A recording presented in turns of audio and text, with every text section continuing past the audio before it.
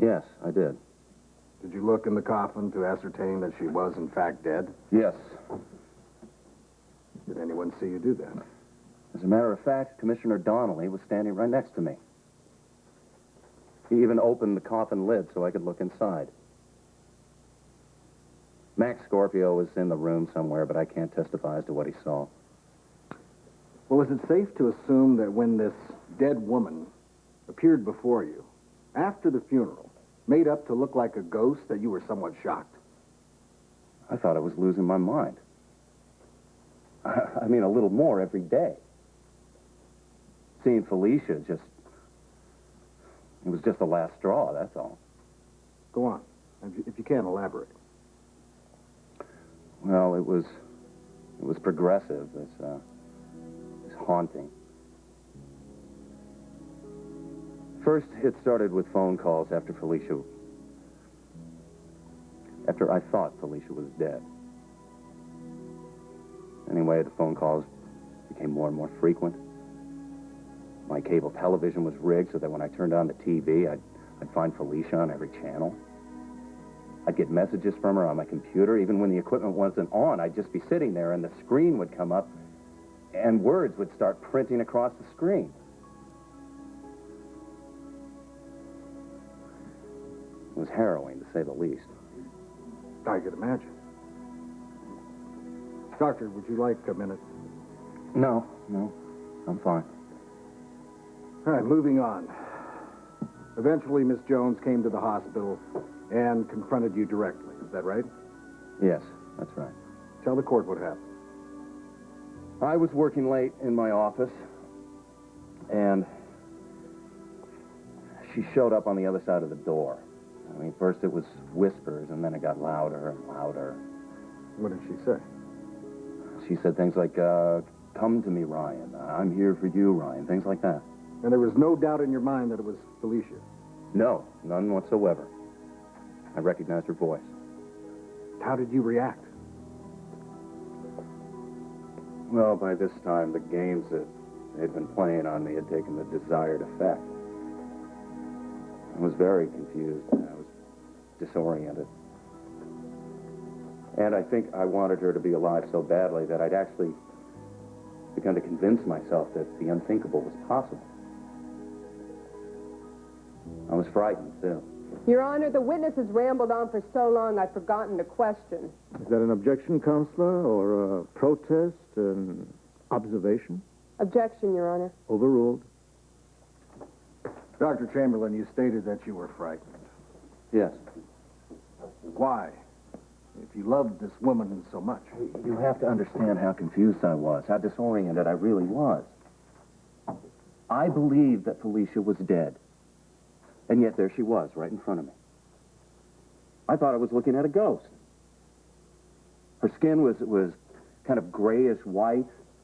She seemed to move differently. She kept talking to me in this eerie monotone. I was petrified. I don't mind saying that.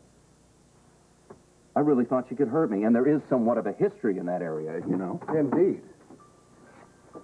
I'd like to direct your attention now to the accusations that Steve and Audrey Hardy made against you. Did you attack them, Dr. Chamberlain? I don't know. You don't know? No. I have no memory of that incident at all. If they say it happened, then it must be true. I know Steve and Audrey Hardy to be honorable people. And I would like to apologize for any harm I may have caused. Objection, Your Honor. The witness isn't winning an Academy Award. He's not allowed to make speeches. Sustained. I won't warn you again, Dr. Chamberlain. Just answer the questions, nothing more. Yes, Your Honor. Doctor, if what the Hardys say is true, even though it's not part of your conscious memory, why would you feel compelled to attack them? Did you dislike them in any way? No. No, not at all. Actually, I looked up to both of them. If I did this thing, then it had to be because I wasn't myself. I became a doctor to heal people, not to hurt them. The only explanation I have is that the games being played at my expense just made me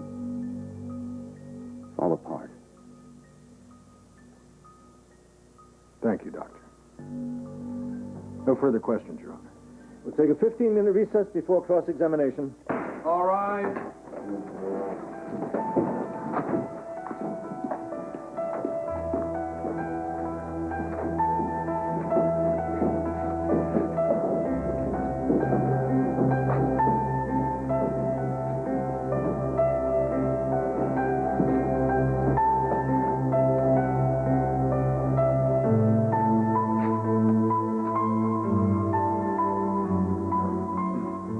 You just want me to beg, don't you?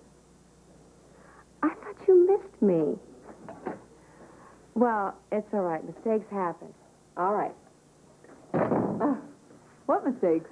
Oh, it was room service. They got their signals crossed. They thought that I ordered 2 dinners up here. I just couldn't get the guy off the phone. Oh, God. Oh, you didn't order 2 dinners, did you? No, but we're revamping the order system. I think the kitchen hasn't quite mastered it yet.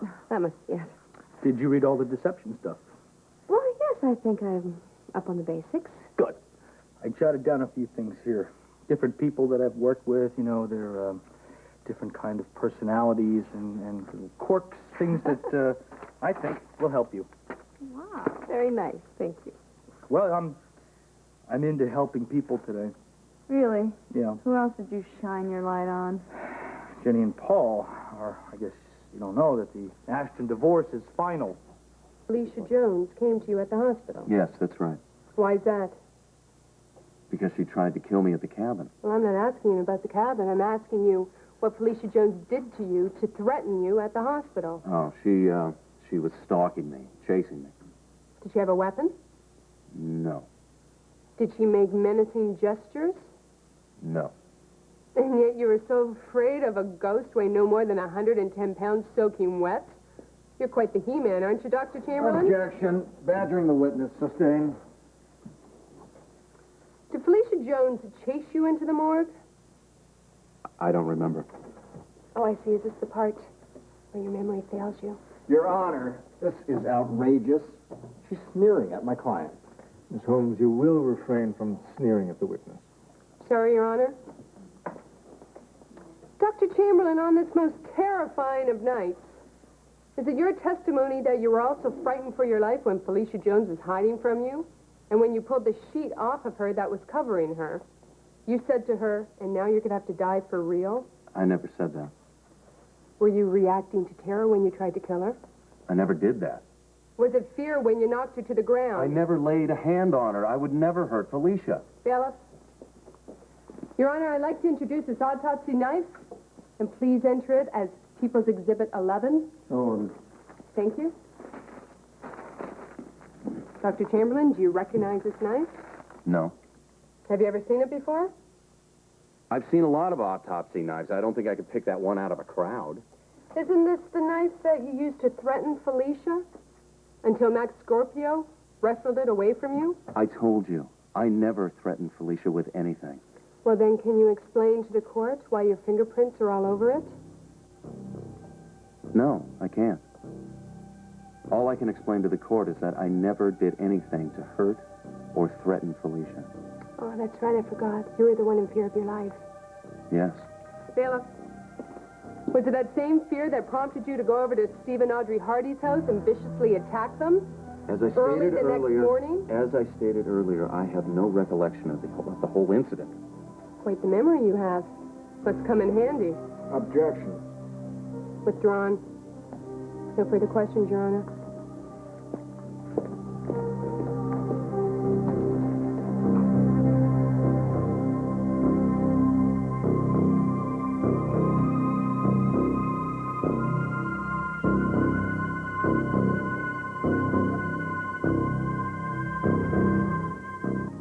No, Your Honor, the defense rests.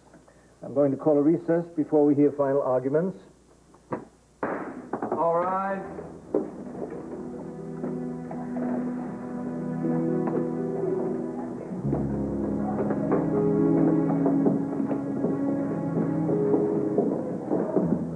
We'll see you outside.